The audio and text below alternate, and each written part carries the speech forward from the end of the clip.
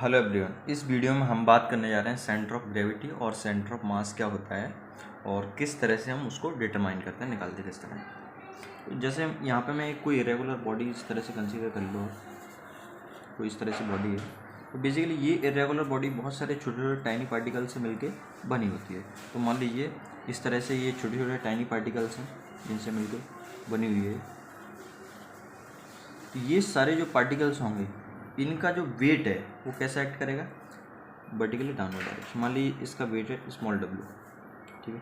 यहाँ पे small W, ये स्मॉल डब्ल्यू, ये स्मॉल डब्ल्यू, और भी एन नंबर ऑफ पार्टिकल्स होंगे, ठीक है। तो इन सब का क्या वेट होगा, स्मॉल डब्ल्यू।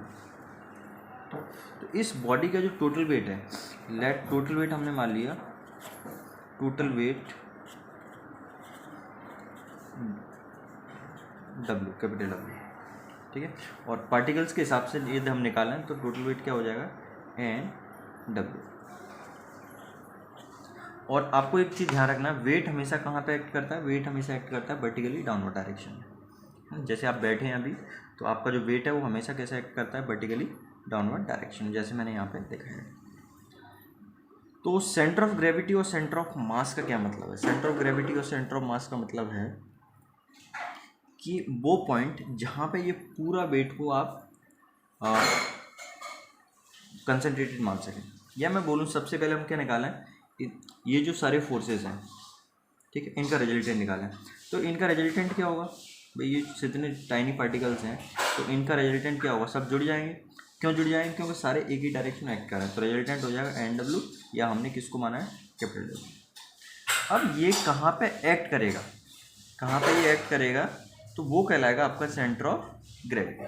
ये जो टोटल वेट है, इसका टोटल वेट है वो कहाँ पे एक्ट करेगा, वो कहलाता है इसका सेंटर ऑफ ग्रेविटी। हम ये बोल सकते हैं point of application of weight और point where total weight of, weight और मास बोल सकते हैं, वेट ऑफ बॉडी एक्ट्स, जहाँ पे बॉडी का पूरा वेट एक्ट करता है उसको बोलते हैं हम सेंटर ऑफ ग्रेविटी। और ज़्यादातर केस में, मोस्ट ऑफ द केसेस में ये कहाँ पे होगा, बॉडी के अंदर होगा, ठीक है। तो सेंटर ऑफ ग्रेविटी का मतलब है, या सेंटर ऑफ मास का मतलब है, पहली बात जहाँ पर रिजल्टेंट फोर्स एक्ट कर रहा होगा उस पॉइंट पे, ठीक है। और रिजल्टेंट फोर्स जहाँ पे एक्ट कर रहा होगा उस पॉइंट पे, या मैं बोलूँ इसको दूसरी तरह से, वो पॉइंट जहाँ पे आपका रिजल्टेंट एक्ट करता है उस पॉइंट को हम बोलते हैं सेंटर ऑफ ग्रेविटी, ठीक है। Point of application of weight, कौन सा वेट, रिजल्टेंट वेट, हम यहाँ पे लिख भी सकते हैं रिजल्टेंट, ठीक है। रिजल्टेंट का मतलब इन सबको मिला के जो आए। अब हम कैसे डिटरमाइन करते हैं, डिटर्मिनेशन ऑफ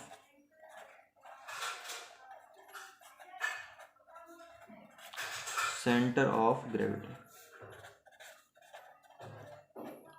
तो इसमें पहला है आपके जो रेगुलर बॉडीज होते हैं। फर्स्ट क्या है, जो रेगुलर बॉडीज होते हैं, रेगुलर बॉडीज में आगे जाएंगे आपके जो रेक्टेंगल है, ट्रायंगल है, स्क्वायर है, उसके केस में। तो जैसे फॉर एग्जांपल आपको रेक्टेंगल या स्क्वायर का निकालना है, फर्स्ट फॉर स्क्वायर और रेक्टेंगल, तो इनके लिए बहुत आसानी से आप निकाल सकते हैं। भाई रेक्टेंगल कैसा होता है, ये होता है रेक्टेंगल,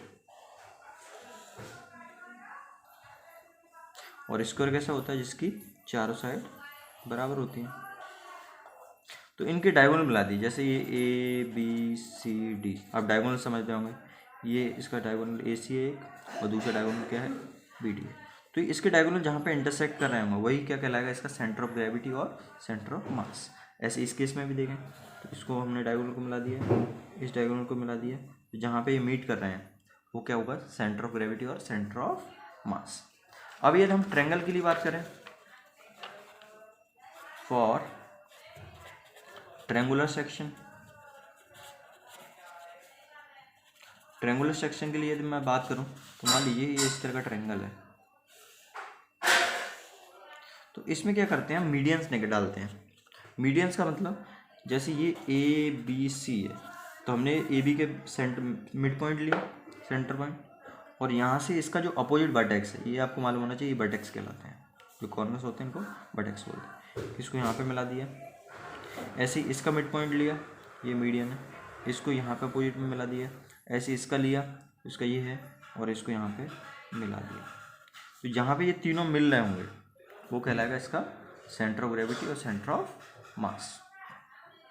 ऐसे ही यदि आपको उसका निकालना है सिलेंडर का, ठीक है, सिलेंडर का निकालना है, तो सिलेंडर बेसिकली किस तरह से होता है, इस तरह से, ये cylinder,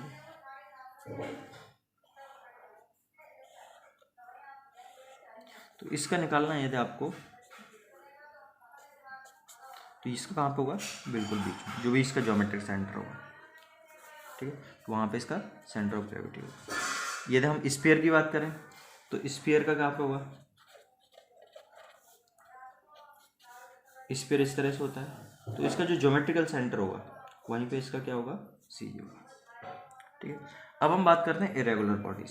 for irregular bodies, irregular bodies के केस में क्या होगा, तो इरेगुलर बॉडी के लिए हम कोई इरेगुलर लेमिना हमने ले लिया, ठीक है, जैसे मान लीजिए इस तरह का कोई भी इरेगुलर लेमिना है, इसका आपको सेंटर ऑफ ग्रेविटी निकालना है।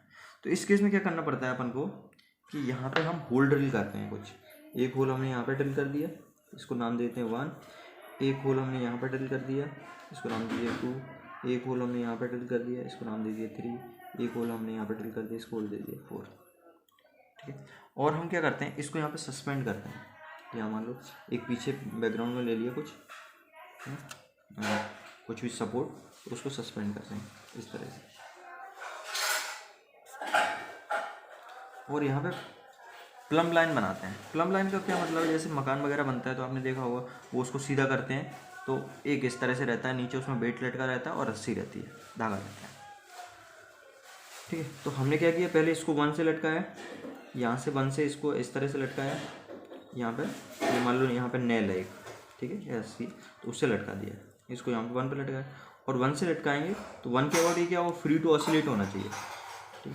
फिर क्या होगा, जब स्टेशनरी हो जाएगा तो यहाँ पे आपने प्लम लाइन ड्रॉ करा, प्लम लाइन ड्रॉ किया, तो वो प्लम लाइन कुछ इस तरह, जैसे 4 पे अभी है तो यहाँ पे 4 पे ये जो प्लम्ब आता है आपका, ठीक है, उससे हम क्या करेंगे, प्लम लाइन ड्रॉ करेंगे। ये पीछे इसमें कार्डबोर्ड है ना, तो यहाँ पे हमने इस तरह से प्लम लाइन ड्रॉ कर दी।